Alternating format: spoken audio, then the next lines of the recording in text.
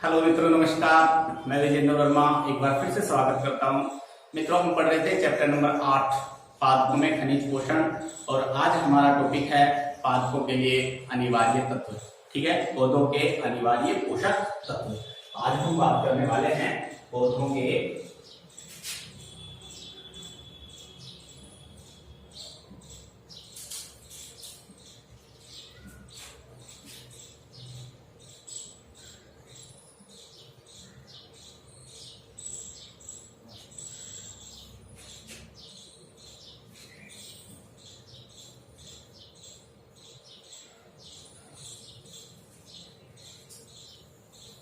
देखिए स्टूडेंट, इससे पहले हमने पढ़ी थी अनिवार्य यानी पोषक तत्व ज्ञात करने की कुछ विधियां।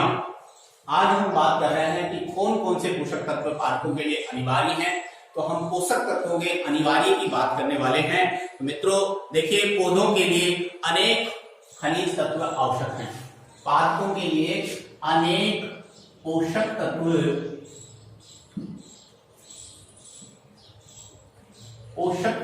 आवश्यक हैं, और इन आवश्यक पोषक तत्वों को कहते हैं खनिज पोषक। क्या कहते हैं? खनिज पोषक कहते हैं।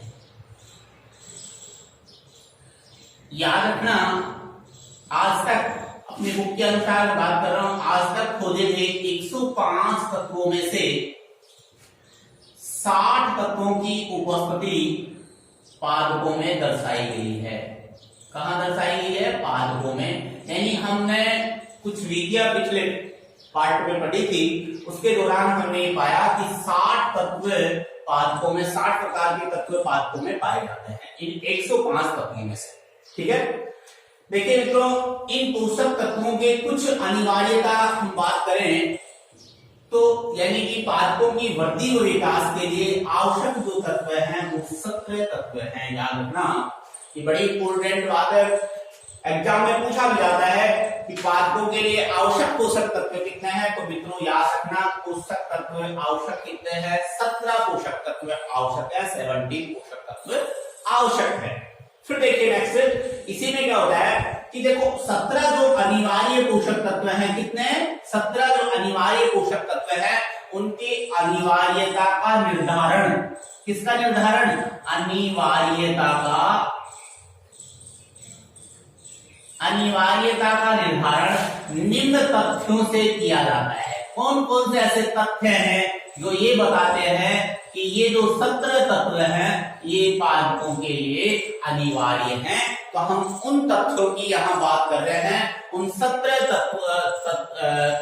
तत्वों के बारे में हम अनिवार्यता के बारे में यहाँ पढ़ेंगे। तो अनिवार्य तत्व किसको कहेंगे? तो पहला जो तथ्य आता है मित्रों वो है इसका कि नंबर 1 की बात कर रहा हूं मैं यहाँ पे। पहला जो तत्व है पौधों की वृद्धि व जीवन चक्र के लिए आवश्यक हो, यानी तत्व जो हम ये कह सकते हैं कि तत्व जो पौधों की वृद्धि व जीवन चक्र के लिए, किसके लिए? जीवन चक्र के लिए आवश्यक हो। देखो, अनिवार्य तत्व उसको कहेंगे कि जिसकी कमी में पादप अपना जीवन चक्र और वृद्धि, अनुपस्थिति में कोई भी तत्व ऐसा है कि जिसकी अनुपस्थिति में अगर पादप वृद्धि नहीं कर सकता या अपना जीवन चक्र पूरा नहीं कर सकता, तो ऐसे तत्व को अपन क्या कहेंगे? अनिवार्य तत्व। क्यों कहेंगे? क्योंकि इस तत्व के बिना ये क्या नहीं कर सकता? अपना जीवन चक्र और वृद्धि नहीं कर सकता। नंबर 2 है कि तत्वों की अनिवार्यता विशिष्ट होनी चाहिए। नंबर 2 की बात कर रहा हूं मैं कि तत्वों की, किसकी? तत्वों की अनिवार्यता, क्या? अनिवार्यता विशिष्ट होनी चाहिए। कैसी होनी चाहिए? विशिष्ट। देखो इसका मतलब क्या होता है? तत्वों की अनिवार्यता विशिष्ट होनी चाहिए। तो इसका मतलब यहां ये होता है कि एक तत्व की कमी, कोई एक तत्व, जैसे मैं कहूं कैल्शियम की कमी हो गई, तो कैल्शियम की कमी इस कैल्शियम से ही पूरी होनी चाहिए। ऐसा नहीं है कि हमने इसको मैग्नीशियम दिया और मैग्नीशियम से कैल्शियम की पूर्ति हो गई। तो वो विशिष्ट होगा या नहीं होगा। तो अनिवार्य तत्व उसको कहेंगे जो तत्व की अनिवार्यता, यानी अपने कहेंगे तत्व की अनिवार्यता क्या होनी चाहिए, विशिष्ट होनी चाहिए। उस तत्व की अनुपस्थिति उसी तत्व द्वारा पूरी होनी चाहिए। और नंबर 3 बात करता हूं मैं, तत्व जो पादप की उपापचय क्रियाओं में, तत्व जो पादप की उपापचय क्रियाओं में प्रत्यक्ष रूप से, थोड़ा छोटा कर देता हूं, तत्व जो पादप की उपापचयी, इसमें उपापचयी क्रियाओं में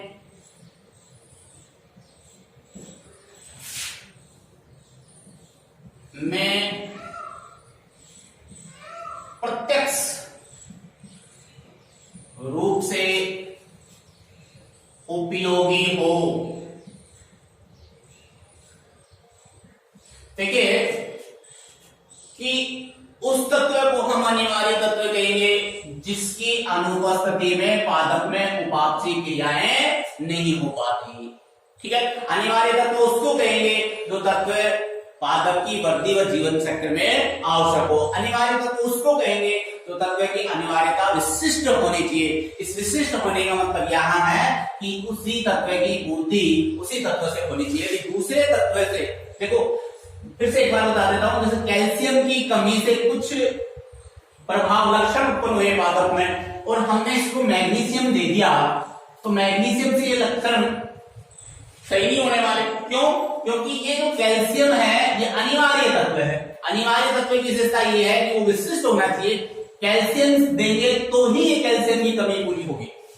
ठीक है, तत्व जो पादप की उपापचयी क्रियाओं में प्रत्यक्ष रूप से उपयोगी हो।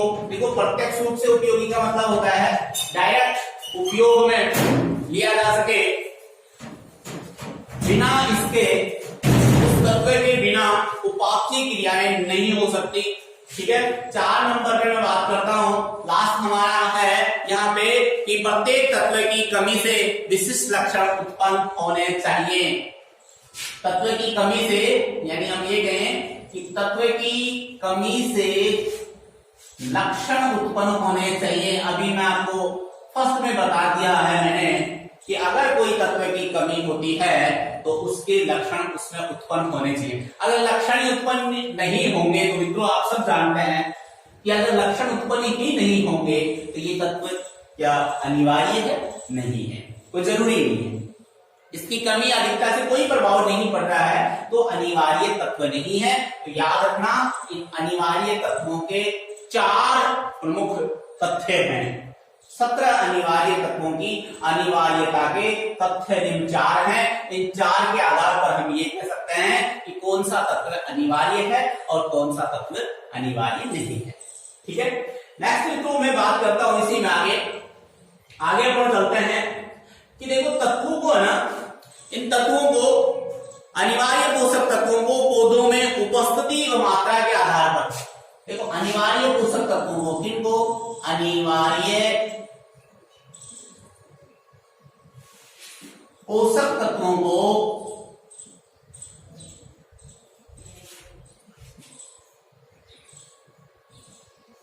पौधों में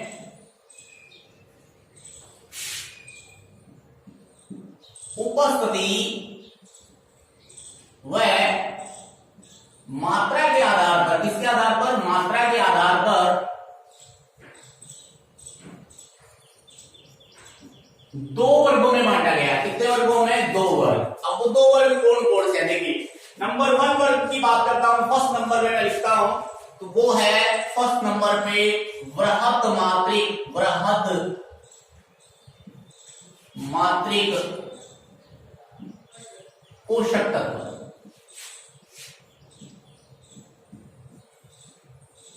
कौन सा है? वृहत मात्रिक पोषक तत्व। नंबर 2 की मैं बात करूं यहां, तो 2 नंबर पे आता है लघु मात्रिक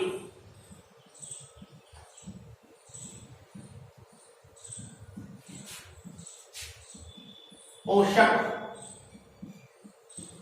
तत्व। याद रखना इन पोषक तत्वों को दो भागों में बांटा गया है, वृहद मात्रिक पोषक तत्व और दूसरा कौन सा है, लघु मात्रिक पोषक तत्व।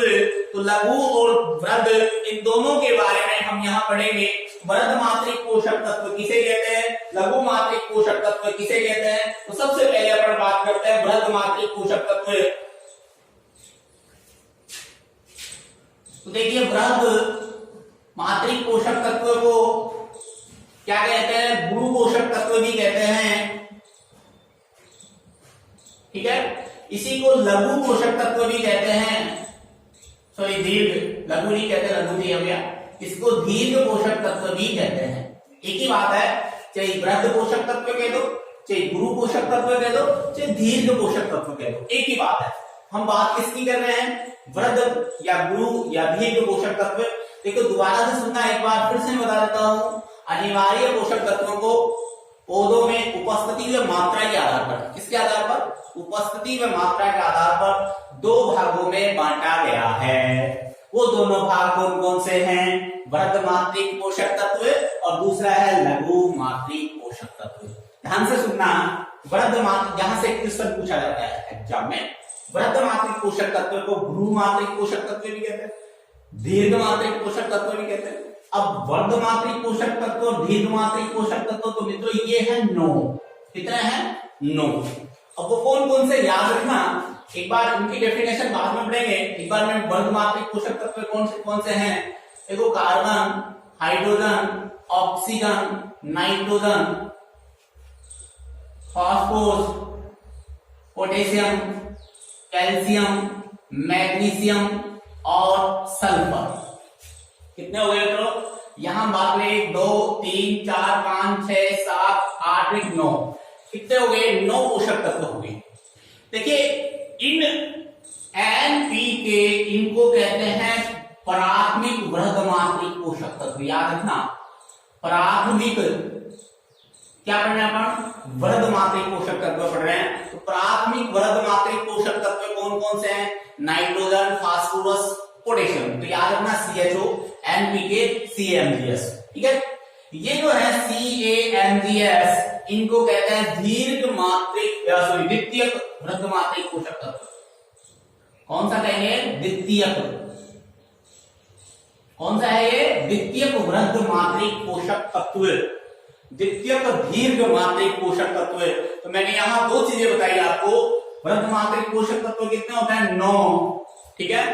ये याद रखना, carbon, hydrogen, oxygen, nitrogen, phosphorus, potassium, calcium, magnesium और क्या है, सल्फर। कितने हो गए, तो ये याद रखना, ये जो है इनको क्या कहते हैं, CAMGS को द्वितीयक वृहद मात्रिक पोषक तत्व, NP को क्या कहते हैं, बोलिए, प्राथमिक वृहद मात्रिक पोषक तत्व। और बच गए कौन से, CHO, है ना। इन CHO N, ये N भी है इसमें शामिल, इनको बोलते हैं संरचनात्मक पोषक तत्व। कौन सा, संरचनात्मक, ठीक है। कौन सा पोषक तत्व कहते हैं, संरचनात्मक पोषक तत्व भी इसको कहते हैं। देखिए नेक्स्ट अपन बात करते हैं इसकी परिभाषा की। वृहद मात्रिक पोषक तत्व किसे कहते हैं, वे तत्व जिनकी मात्रा पौधे में, वे तत्व जिनकी मात्रा पौधे में 1 से 10 मिलीग्राम तक होती है। देखिए इनकी डेफिनेशन की बात करता हूं मैं। वृहद मात्रिक पोषक तत्व किसे कहते हैं, वे तत्व, दिखाई दे रहा होगा,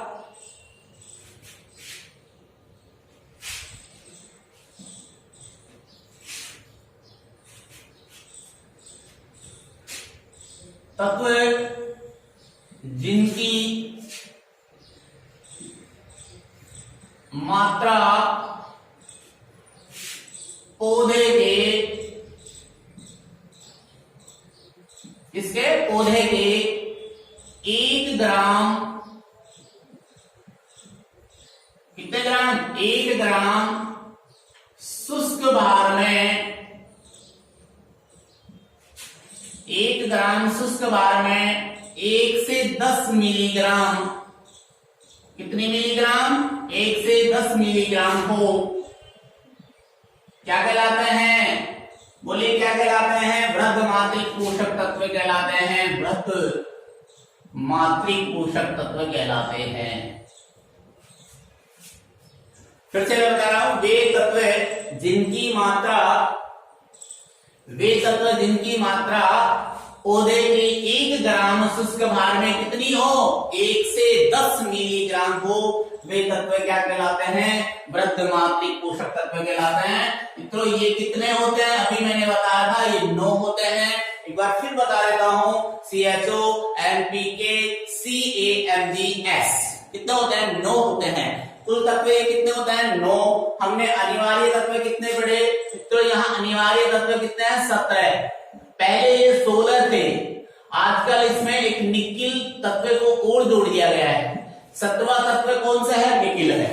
ठीक है, तो वे तत्व जिनकी मात्रा पौधे के 1 ग्राम शुष्क भार में कितनी हो, 1 से 10 मिलीग्राम हो, वो क्या कहलाते हैं, वृद्ध मात्रिक पोषक तत्व। और वृद्ध मात्रिक पोषक तत्वों को भी 2 भागों में बांटा गया है, प्राथमिक वृद्ध मात्रिक पोषक तत्व और द्वितीयक वृद्ध मात्रिक पोषक तत्व। नेक्स्ट में बात करता हूं सूक्ष्म। देखिए इस लघु की बात करता हूं, लघु पोषक तत्व, सूक्ष्म पोषक तत्व,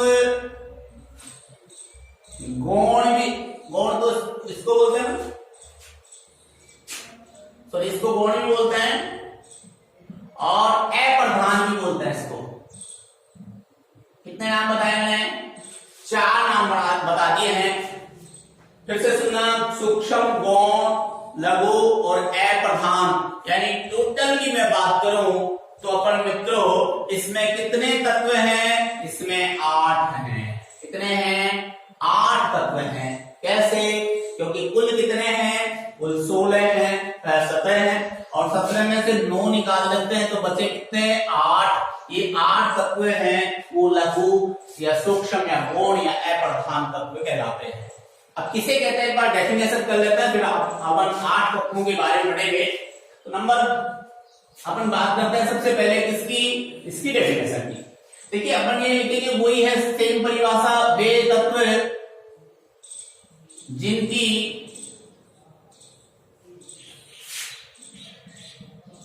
पौधे के 1 ग्राम, कितने ग्राम, 1 ग्राम शुष्क भार में 1 मिलीग्राम से, पौधे के 1 ग्राम शुष्क भार में जिनकी मात्रा लिखना, जिनकी मात्रा पौधे के 1 ग्राम शुष्क भार में 1 मिलीग्राम से कम हो तो वो क्या कहलाएंगे, बोलिए, लघु पोषक तत्व या सूक्ष्म पोषक तत्व, या इसी को अपन क्या कह सकते हैं, अप्रधान पोषक तत्व। और ये कितने होते हैं, ये होते हैं 8। तो देखिए 8 कौन कौन से हैं, छोटा कर देता हूं, एक बार दिखाई दे रहा होगा। देखिए कौन कौन से हैं, iron, boron, molybdenum, copper, zinc, 1 2 3 4 5, और कॉपर हो गया, जिंक हो गया, मोलिब्डेनम हो गया, क्लोरीन, मैग्नीज,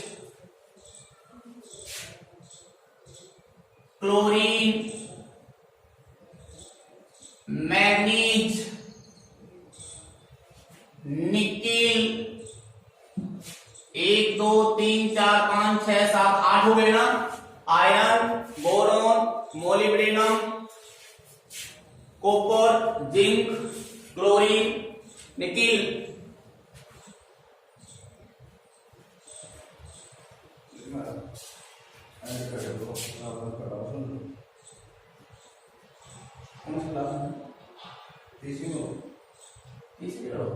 तीसरा ऊपर में, ऊपर में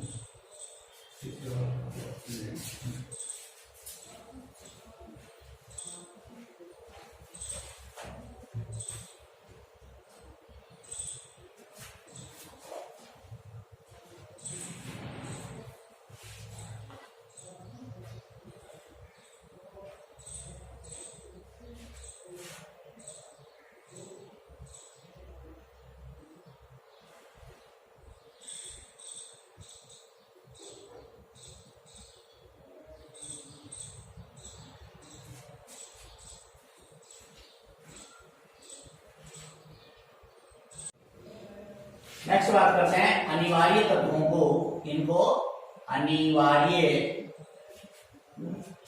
तत्वों को कार्यों के आधार पर, किसके आधार पर, कार्य के आधार पर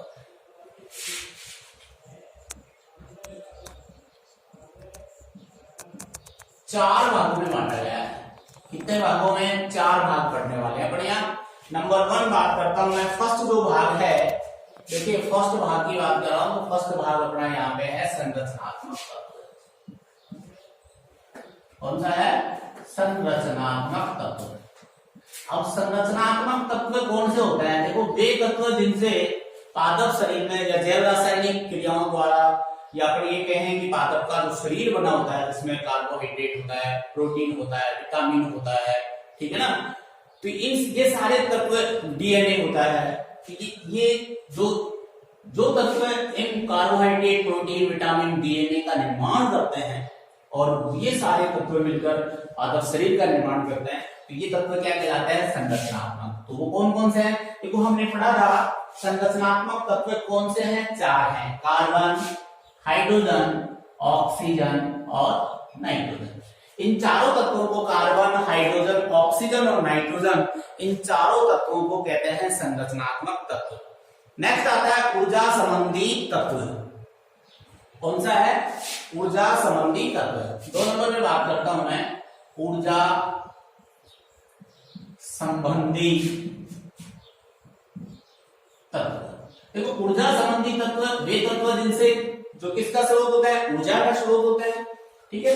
कौन कौन से ऐसे तत्व, जैसे मैं बात करूं कि एटीपी, क्या होता है एटीपी, एडिनोसिन ट्राइफॉस्फेट, इसमें कौन सा होता है तत्व, फास्फोरस होता है, ठीक है। ऐसे ही क्लोरोफिल की बात करूं तो यहां क्लोरोफिल में कौन सा तत्व होता है, मैग्नीशियम तत्व होता है। ये मैग्नीशियम तत्व हमने अनिवार्य तत्वों में नहीं पढ़ा है, लेकिन ये ऊर्जा संबंधी तत्व है, ठीक है। 2 हुए। थर्ड में बात करूं तो थर्ड आता अपना एंजाइम सक्रियक। कौन से सक्रियक, एंजाइम सक्रियक तत्व। देखिए एंजाइम सक्रियक तत्व कौन कौन से हैं, देखो एंजाइम सक्रिय तत्व वो होता है वे तत्व जो एंजाइम की क्रियाविधि को या एंजाइम को क्रियाशील कर देते हैं, और वो एंजाइम अभिक्रिया को तीव्र गति से करता है, तो वे तत्व क्या कहलाता है, एंजाइम सक्रिय। ये कौन कौन से हैं, देखो निकिल होता है, मोलिब्डेनम होता है, कॉपर होता है, जिंक भी होता है। ये तत्व कैसे हैं, ये सारे एंजाइम सक्रिय तत्व कहलाते हैं, ठीक है। नेक्स्ट में बात करूं कि वे तत्व जो पादपों में कोशिकाओं की प्राथमिक सांद्रता को, सॉरी कॉपर नहीं होता, कॉपर नहीं होता, मैग्नीशियम होता है, मैग्नीशियम होता है, ठीक है। नेक्स्ट में बात करूं कि ये जो तत्व है या वे तत्व जो पादपों की प्राशन सांद्रता को संतुलित करते हैं, प्राशन सांद्रता को किसको याद रखना, प्रासरण सांद्रता को संतुलित करते हैं, संतुलन का काम करते हैं, सांद्रता को संतुलन का काम करते हैं, वो क्या कहलाते हैं, प्राशन सांद्रता करने वाले तत्व कौन कौन से हैं, तो याद रखना यहाँ पोटेशियम है और क्लोरीन, ये पोटेशियम और क्लोरीन। एक बार मैं इसको छोटा कर देता हूं, आप देखिए ध्यान से। ये 4 भागों में बांटा गया है अनिवार्य तत्वों को, किसके आधार पर, कार्य के आधार पर। नंबर 1 कौन सा है, संरचनात्मक तत्व कौन कौन से हैं, CHO एंड नेक्स्ट बात करता हूं मैं ऊर्जा संबंधी तत्व कौन कौन से हैं, फास्फोरस और मैग्नीशियम। एंजाइम सक्रिय तत्व कौन से हैं, निकेल, मोलिब्डेनम, मैग्नीशियम और जिंक, ठीक है।